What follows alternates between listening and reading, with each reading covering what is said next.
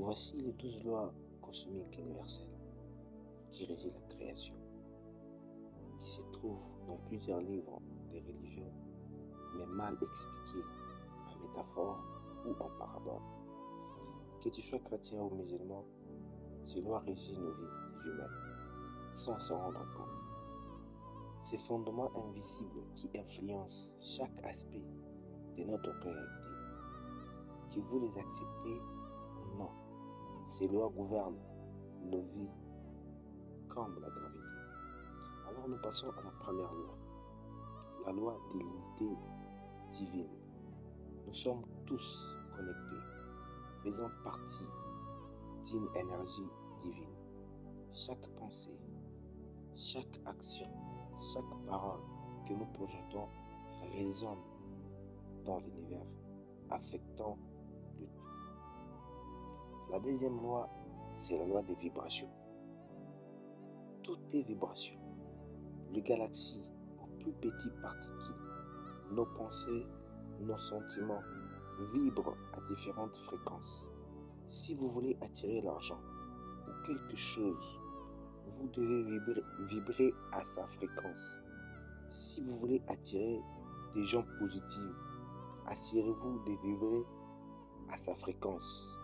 Votre vibration attire tous ceux qui partagent la même énergie.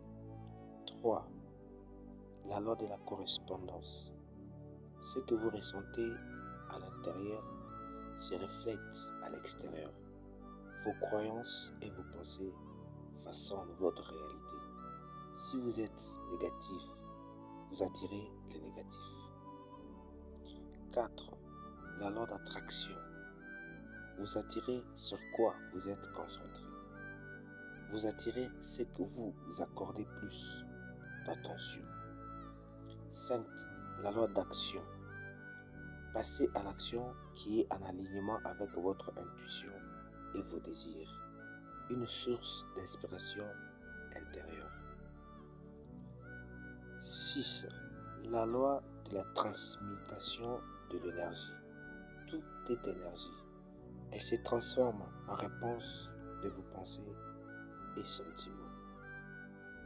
La 7e loi, c'est la loi des causes et effets. On récolte ce que l'on sème. Celui qui fait le bien aura le bien en retour. Celui qui blesse aura des conséquences négatives de ses actes. 8e loi, la loi de la compensation. Vous recevez en proportion de ce que vous donnez. La 9e loi, c'est la loi de la relativité. Rien n'est bon ou mauvais. Tout dépend de la signification que nous donnons. La 10e loi, c'est la loi des polarités. Tout a son opposé et ils sont si intrinsèquement liés mais différents degrés d'une même chose. Il y a des aspects négatifs et positifs. La 11e loi, c'est la loi du rythme.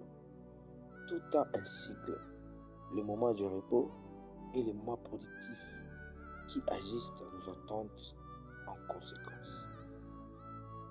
La 12e loi, c'est la loi du genre.